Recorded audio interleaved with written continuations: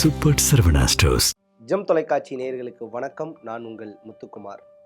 6 முறை தமிழக முதல்வராக இருந்து மக்களின் நன்மதிப்பை பெற்றவர்.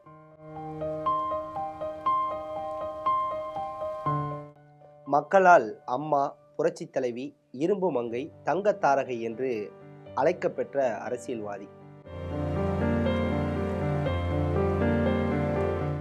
அரசியலில் நுழைந்த நாளிலிருந்து மண்ணில் மறைந்த பின்பும் இவரை போல் ஆளுமையுள்ள வீரமங்கை இனி பிறக்கப் போவதில்லை என்று வாழ்ந்து காட்டியவர். செல்வி ஜெயலலிதாவின் குரல் இன்றும் ஒலித்துக் கொண்டே தான் இருக்கிறது. ஜெயலலிதா என்னும் நான் இந்த வாசகத்தை கேட்டாலே பலருக்கும் மெய்சிலிருக்கும். ஜெயலலிதா என்னும் நான். இவரின் கம்பீர குரலையும் ஆளுமையையும் அவ்வளவு எளிதில் யாராலும் மறந்துவிட முடியாது. மக்களால் நான், மக்களுக்காகவே நான் என்ற அவரின் வாக்கியத்திற்கு ஏற்ப மக்களின் முதல்வராகவே வாழ்ந்து மறைந்தவர் செல்வி ஜெயலலிதா. மக்களால் நான், மக்களுக்காகவே நான். மறைந்த முன்னாள் முதல்வர் செல்வி ஜெயலலிதாவின் வாழ்க்கை மற்றும் அவர் கடந்து வந்த பாதைகளை இந்த காணொளியில் விரிவாக பார்ப்போம். Welcome to Gem tax.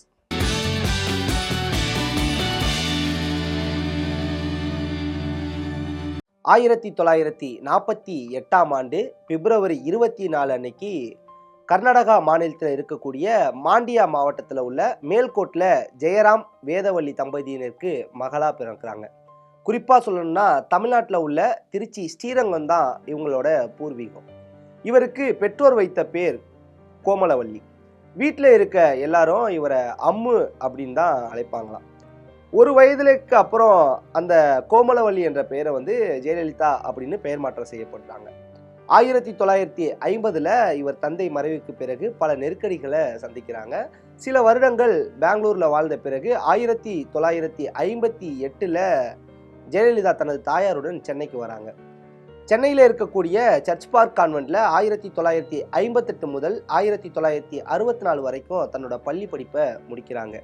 இசை நாட்டியத்தில் நாட்டம் கொண்ட ஜெயலலிதா பள்ளி கல்வியை முடித்த பிறகு சென்னையில் ஸ்டெல்லா மேரிஸ் கல்லூரியில் சேர தயாராகிறாங்க. அந்த நேரத்தில் தான் நடிப்புலக வாழ்க்கைக்கான தொடர்பு ஏற்படுது. உடனே படிப்பை கைவிட்டுட்டு நடிகையாக ஆகுறாங்க ஜெயலலிதா. குறிப்பாக சொல்லணும்னா 1961 ஸ்ரீ சைல மகாத்மே என்ற கன்னட படத்தில் குழந்தை நட்சத்திரமாக தனது திரைப்பட வாழ்க்கையை தொடங்குறாங்க என்பது குறிப்பிடத்தக்கது. அதன் பிறகுதான் இயக்குனர் ஸ்ரீதருடைய வெண்ணிறை ஆடை என்ற திரைப்படத்தில் தமிழ் திரைத்துறையில் அறிமுகமாகறாங்க. பின்னர் அதே ஆண்டு எம்ஜிஆருடைய 1000 ஒருவன் திரைப்படத்திலையும் ஜெயலலிதா அவர்கள் நடிக்கிறாங்க. ஜெயலலிதா அவர்கள் நடித்த இந்த 2 படமே வண்ண படங்கள் அப்படிங்கிறது குறிப்பிடத்தக்கது. இதில் எம்ஜிஆர் மற்றும் ஜெயலலிதா நடித்த 1000 ஒருவன் திரைப்படம் பிரம்மாண்ட வெற்றி பெறுது. 1000 ஒருவன், அடிமை பெண், காவல்காரன், குடியிருந்த கோவில், ரகசிய போலீஸ், நம் நாடு என எம்ஜிஆர் ஜெயலலிதா ஜோடி தமிழக மக்கள் மனங்களை கவர ஆரம்பிக்குது. குறுகிய காலகட்டத்தில் தமிழ் சினிமாவின் முக்கிய கதாநாயகியாக ஜெயலலிதா அவர்கள் வலம் வராங்க. அப்போது முன்னணி ஹீரோக்களாக இருந்த ஜெய்சங்கர், முத்துராமன், ரவிச்சந்திரன், சிவகுமார் என அனைவருடன் ஜோடியாக நடித்து தமிழ் சினிமா ரசிகர்கள் கொண்டாடிய முன்னணி நடிகையாக ஜெயலலிதா அவர்கள் வலம் வராங்க. இது ஒரு புறம் இருக்க, தெலுங்குல ஏஎன்ஆர், என்டிஆர் என்று உச்ச நடிகர்களோட சேர்ந்து நடித்து அங்கும் தன்னோட வெற்றியை ஜெயலலிதா பதிக்கிறாங்க. இந்த காலகட்டத்தில் தான் ஜெயலலிதா அவர்களுடைய தாயார் சந்தியா காலமாறாங்க. இதன் பிறகு ஜெயலலிதாவுடன் பிறந்த சகோதரர் தன்னோட குடும்பத்தோடைய பெங்களூருக்கு போறாரு. தனக்குன்னு இருந்த ஒரே ஆதரவான அண்ணனும் நீண்ட நாள் வாழல. தந்தை, தாய், அண்ணன் என தனக்குன்னு இருந்த அனைத்து உறவுகளை இழந்து தவித்த ஜெயலலிதா சென்னையில் இருக்கக்கூடிய போயஸ்கானில் தனிமரமாக வாழ்க்கையை வாழ ஆரம்பிக்கிறாங்க. அதன் பிறகுதான் கொஞ்சம் கொஞ்சமாக திரைப்படங்களை தவிர்த்து ஜெயலலிதா எம்ஜிஆருடன் சேர்ந்து அரசியலில் பயணிக்க ஆரம்பிக்கிறாங்க. 1982 ஜூன் 4 எம்ஜிஆர் தொடங்கிய அனைத்து இந்திய அண்ணா திராவிட முன்னேற்ற கழகத்தில் கடலூரில் நடந்த மாநாட்டில் கட்சியில் இணைகிறாங்க. திரைத்துறையிலிருந்து ஒதுங்கி எழுத்து, நாடகம், நாட்டியம் என்று இருந்த ஜெயலலிதாவை உலகத்தமிழ் மாநாடு எம்ஜிஆரின் பக்கம் அழைத்து வருது. காவிரி தந்த கலைச்செல்வி அப்படிங்கிற நாடகத்தை ஜெயலலிதா அவர்கள் நடத்துறாங்க. அப்போது எம்ஜிஆருடைய கனவு திட்டம்னு சொல்லக்கூடிய சத்துணவு திட்டம் அறிமுகமாகி இருந்துச்சு. அதை மக்களிடத்துல கொண்டு செல்ல ஒரு வசீகரமான முகத்தை எம்ஜிஆர் தேடுறாரு. அதற்கு ஜெயலலிதாவோட முகம் கச்சிதமா பொருந்தது. அவரை சத்துணவு திட்ட உயர்மட்ட குழு உறுப்பினராகவும் ஆக்குறாரு எம்ஜிஆர். அதை தொடர்ந்து கட்சியோட கொள்கை பரப்பு செயலாளர், மாநிலங்களவை உறுப்பினர் என்று ஜெயலலிதா மீது அரசியல் காற்று வீச தொடங்குது. அதன் பிறகு திருச்செந்தூர் இடைத்தேர்தலில் ஜெயலலிதா செலுத்திய உழைப்பு எம்ஜிஆரை உற்சாகப்படுத்துது. அதிமுகவினுடைய கொள்கை பரப்பு செயலாளர் என்ற கட்சியினுடைய முக்கியமான பொறுப்பை எம்ஜிஆர் அவர்கள் ஜெயலலிதா அவர்களுக்கு கொடுக்குறாங்க. நாடாளுமன்றத்தில் தன்னோட ஆங்கில புலமையால அங்கு இருந்த நிறைய தலைவர்களை கவர்றாரு ஜெயலலிதா. தன்னுடைய பேச்சிலேயே அப்போதைய பிரதமராக இருக்கக்கூடிய அம்மையார் இந்திரா காந்தியை ஈர்க்கிறாங்க. அண்ணா எந்த இருக்கையில் அமர்ந்து பேசினாரோ அதே இருக்கையில ஜெயலலிதா அமர்ந்து பேசுறாங்க. 1984ஆம் ஆண்டு சட்டப்பேரவை தேர்தலும் போல எம்ஜிஆருக்கு உடல்நிலை சரியில்லாத போது ஜெயலலிதா கிராமம் கிராமமாக சென்று பிரச்சாரம் செய்து அதிமுகவுக்கு ஆதரவு திரட்டுறாங்க. ஜெயலலிதாவுடைய பிரச்சாரத்திற்கு பெரிதும் ஆதரவு அங்க கிடைக்க ஆரம்பிக்குது. அந்த தேர்தலில் அதிமுகவும் அமோக வெற்றி பெறுது. ஆனா அதிமுகவுடைய மூத்த தலைவர்கள் பலரும் ஜெயலலிதாவுக்கு எதிராகத்தான் அந்த காலகட்டத்தில் இருக்க ஆரம்பிக்கிறாங்க. ஒரு கொள்கை பரப்பு செயலாளரா ஜெயலலிதா அவர்கள் எடுத்த பல முடிவுகள் அன்றைக்கு 2ஆம் கட்ட தலைவர்களாக இருந்த பலருக்கு அதிருப்தியாகவே இருந்துச்சு அப்படின்னு சொல்லப்பட்டது. கட்சிக்குள்ளேயே ஜெயலலிதாவிற்கு எதிரிகள் அதிகமாறாங்க. அது எம்ஜிஆர் உடல்நலம் பாதிக்கப்பட்டு அமெரிக்கா சென்ற போது பெரும் பாதிப்பை ஏற்படுத்துது. இந்த நிலையில தான் எம்ஜிஆர் அவர்கள் காலமாறாங்க. எம்ஜிஆர் உடைய மரண செய்தி ஜெயலலிதாவிடம் சொல்லாமலே இருந்துச்சு. ஆனா சசிகலாவினுடைய கணவர் நடராஜன் அந்த தகவலை ஜெயலலிதாவிடம் சொல்றாரு. உடனடியா ஜெயலலிதா அவர்கள் ராமாபுரம் தோட்டத்திற்கு சென்று எம்ஜிஆர் உடலை பார்க்க போறாங்க. அந்த இடத்துல எம்ஜிஆர் உடலை ஜெயலலிதாவால் பார்க்க முடியல. எப்படியோ ராஜாஜி ஹால்ல எம்ஜிஆருடைய உடலுக்கு அருக போய் நின்னுக்கிறாங்க ஜெயலலிதா. இறுதி ஊர்வலத்துல ராணுவ வண்டியில ஏற போன ஜெயலலிதாவை அடித்து தள்ளப்பட்டதா பின்வந்த நாள்களில் ஊடகம் ஒன்றுக்கு கொடுத்த பேட்டியில ஜெயலலிதா குறிப்பிடுறாங்க. எம்ஜிஆர் உடைய மறைவுக்கு பிறகு அதிமுக என்ற கட்சி இருக்காது என்று அப்போதைய காலகட்டங்களில் சொல்லப்பட்டுச்சு. அந்த நேரத்தில் தான் ஜெயலலிதா அவர்கள் ஆதரவு வேண்டியும் தன்னோட உழைப்பின் வலிமையை உணர்த்தும் வகையிலும் தன்னோட கருத்துக்களை வீடியோ ஒன்று வெளியிடுறாங்க. இந்த நிலையில தான் யாரும் எதிர்பார்க்காத விதமா அனைத்து இந்திய அண்ணா திராவிட முன்னேற்ற கழகம் இரண்டாக பிரியுது. ஒரு தரப்பு ஜெயலலிதா தலைமையிலையும் மற்றொரு தரப்பு எம்ஜிஆரினுடைய மனைவி ஜானகி ராமச்சந்திரன் தலைமையிலையும் இரண்டா உடையுது. இந்த சம்பவத்துல கட்சியோட சின்னமான இரட்டை இலை சின்னம் முடக்கப்படுது. சுயேட்சை சின்னமான சேவல் சின்னத்துல போடிநாயக்கனூர் தொகுதியில போட்டியிட்டு வெற்றி பெற்ற ஜெயலலிதா சட்டமன்றத்துல 20 இடங்களை கைப்பற்றுறாங்க. தமிழ்நாடு சட்டப்பேரவையில முதல் எதிர்க்கட்சி பெண் தலைவர் என்ற பேருக்கும் சொந்தக்காரராகிறாங்க ஜெயலலிதா. இந்த தேர்தலில் ஒரே ஒரு தொகுதியில ஜானகியினுடைய அணி வென்றதால அரசியல் இருந்தே ஜானகி அவர்கள் விலகுறாங்க. இதனால அதிமுகவினுடைய தலைமை பொறுப்பை ஜெயலலிதா அவர்கள் ஏற்கிறாங்க.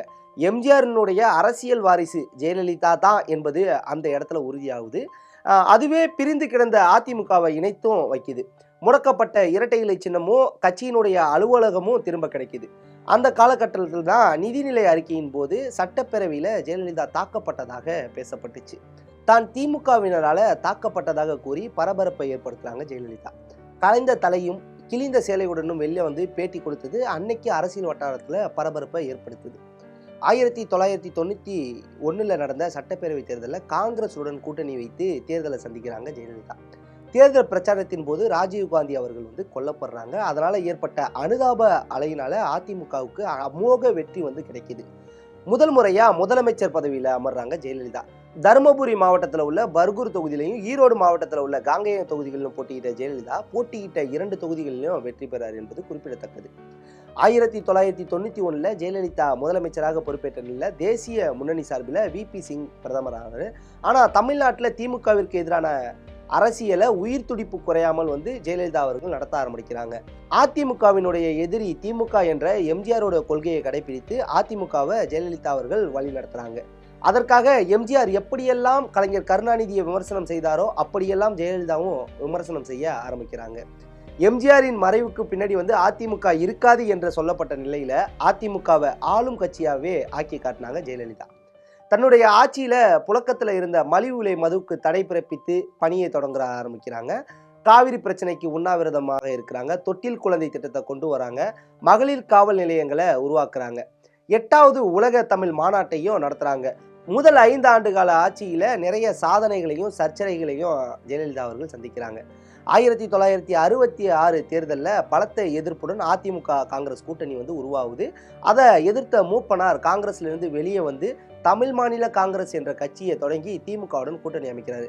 அந்த தேர்தலில் அதிமுக தோல்வியை சந்திக்குது. பர்கூரில் போட்டியிட்ட ஜெயலலிதா திமுக வேட்பாளர்களும் தோல்வியை சந்திக்கிறாங்க. குறிப்பாக சொல்லணும்னா இந்த தேர்தலில் அதிமுகவுக்கு 4 இடங்களே கிடைத்தது அப்படிங்கிறது குறிப்பிடத்தக்கக்கூடிய ஒரு விஷயம். இதுதான் அதிமுக தேர்தல் வரலாற்றிலேயே மிகப்பெரிய ஒரு தோல்வி. குறிப்பாக ஜெயலலிதா அவர்கள் 1991 முதல் 1996 வரையும், 2001ஆம் ஆண்டில் சில மாதங்களும், பின்னர் 2002 முதல் 2006 வரையும், 2011 முதல் 2014 வரையும் முதலமைச்சராக இருந்தார். 2015 முதல் 2016 வரையும், 2016 மே 23 முதல், அதாவது அவங்க இறக்குற வரைக்கும் முதலமைச்சராக பணிபுரிந்தார் அப்படிங்கிறது குறிப்பிடத்தக்கக்கூடிய ஒரு விஷயம். ஜெயலலிதா அவர்கள் தனது ஆட்சி காலத்தில் மக்களுக்கு பயனளிக்கக்கூடிய பல நலத்திட்டங்களை செயல்படுத்தினார். இந்தியாவிலேயே தனது மாநிலத்தின் மக்கள் நலனுக்காக சிறந்த இலவச திட்டங்களை அறிவிப்பதில் முதன்மையானவர் செல்வி ஜெயலலிதா என்று சொல்லப்பட்டது. தமிழக பெண்களை மையப்படுத்தி பல நலத்திட்டங்களை கொண்டு வந்தார். இந்த திட்டங்கள் அனைத்தும் நல்ல வரவேற்பையும் பெற ஆரம்பிக்குது. இன்றளவும் அவரின் திட்டங்கள் அனைத்தும் மக்கள் மனதில் நிலைத்து நிற்குது. அதிக திட்டங்களை செயல்பாட்டிற்கு கொண்டு வந்ததும் இவர் தான் அப்படிங்கிறதும் குறிப்பிடத்தக்கக்கூடிய ஒரு விஷயம். செல்வி ஜெயலலிதாவினுடைய அந்த 6 முறை முதல்வராக இருக்கும்போது பல திட்டங்கள் கொண்டு வரப்பட்டது. அதில் குறிப்பாக சொல்லணும்னா தொட்டில் குழந்தை திட்டம், தாலிக்கு தங்கம், அம்மா உணவகம், அம்மா லேப்டாப், அம்மா குடிநீர், அம்மா குழந்தை பராமரிப்பு பொருட்கள், அம்மா கிரைண்டர், மிக்சி, டேபிள் ஃபேன், அம்மா காப்பீடு, அம்மா பார்மசி, தாய்ப்பால் ஊட்டுவதற்கு தனி அறை போன்ற எண்ணற்ற நலத்திட்டங்களை செயல்படுத்துகிறார். இன்றும் அவர் தொடங்கிய அம்மா உணவக திட்டம் வெற்றிகரமாக இயங்கிட்டு வருது அப்படிங்கிறது குறிப்பிடத்தக்கக்கூடிய ஒரு விஷயம். ஜெயலலிதா அவர்கள் செப்டம்பர் 22, 2016 அன்னைக்கு சென்னை அப்போலோ மருத்துவமனையில் அனுமதிக்கப்படுறாங்க. அவர் கடுமையான நோய்வாய்ப்பட்டு 75 நாட்கள் மருத்துவமனையில் இருந்ததை தொடர்ந்து மாரடைப்பு காரணமாக டிசம்பர் 5, 2016 அன்று காலமாறாங்க. மேலும் இந்த பதவியில் இருந்த போதே இறந்த இந்தியாவின் முதல் பெண் முதல்வரும் இவர் தான் அப்படிங்கிறது குறிப்பிடத்தக்கக்கூடிய ஒரு விஷயம். மக்களுடைய வாழ்வியலை மேம்படுத்தும் பல சிறப்பான நலத்திட்டங்களை செயல்படுத்திய செல்வி ஜெயலலிதா தற்போது உயிருடன் இல்லாவிட்டாலும் தமிழ்நாட்டு மக்களின் மனதில் நீங்காத ஒரு இடம் பிடித்து சரித்திரம் படைத்திருக்கிறார் அப்படிங்கிறது யாராலும் மறக்க முடியாத ஒரு உண்மை. தோன்றின் புகழோடு தோன்றுக என்ற திருக்குறளுக்கு ஏற்ப வாழ்ந்து மறைந்தவர் புரட்சித் தலைவி அம்மா அவர்கள். மக்களால் நான், மக்களுக்காக நான், அம்மா என்ற மந்திர சொல்லுக்கு மகத்தான மணிமகுடமாய் திகழ்ந்த புரட்சித் தலைவி செல்வி ஜெயலலிதா அவர்களுடைய பிறந்த நாள் என்று. ஆண்டுகள் போனாலும், ஆட்சிகள் மாறினாலும், காட்சிகளும் கொள்கைகளும் மாறினாலும் ஜெயலலிதா மட்டும் இப்போது இருந்திருந்தால் என்ற வார்த்தைகளில் வாழ்ந்து கொண்டுதான் இருக்கிறார் முன்னாள் முதலமைச்சர் ஜெயலலிதா அவர்கள். தமிழகத்தின் முன்னாள் முதலமைச்சர் செல்வி ஜெயலலிதா அவர்கள் கொண்டு வந்த எண்ணற்ற மகளிர் மற்றும் சமூக நலத்திட்டங்கள் காலமெல்லாம் அவர் நினைவை போற்றும். பிறக்கும் போது பெரிய புகழ் எதுவும் இல்லை, ஆனால் மறைந்த பிறகும் ஒவ்வொரு சந்தர்ப்பத்திலும் இப்படிப்பட்ட ஒரு ஆளுமை இருந்திருந்தால் என்று அனைவரையும் நினைக்கும் அளவுக்கு தனது திறமையால் உயர்ந்தவர் ஜெயலலிதா. நல்லாட்சி கொடுத்தாரா இல்லை ஊழல் ஆட்சி புரிந்தாரா என்ற விவாதங்களையும் மீறி தனது ஆளுமையையும் திறமையையும் நிலைநிறுத்தி இது போன்ற ஒரு தலைவர் தமிழகத்தில் இல்லை என்று சொல்ல வைத்த பெருமையை சரித்திரத்தில் பதிய செய்த புரட்சித் தலைவி செல்வி ஜெயலலிதா அவர்களுடைய பிறந்த நாளில் அவரை பற்றி பல விஷயங்களை தெரிந்து கொண்டோம். இந்த காணொளியில் சிறு தவறுகள் எதுவும் இருந்தால் கமெண்ட் பாக்ஸில் கமெண்ட் பண்ணுங்க. மீண்டும் எந்த ஒரு தலைவருடைய வரலாறு உங்களுக்கு தேவையோ அதையும் கமெண்ட் பாக்ஸில் கமெண்ட் பண்ணுங்க. மீண்டும் ஒரு நிகழ்வில் உங்களை சந்திக்கிறேன். அதுவரை உங்களிடமிருந்து விடைபெறுவது உங்கள் முத்துக்குமார்.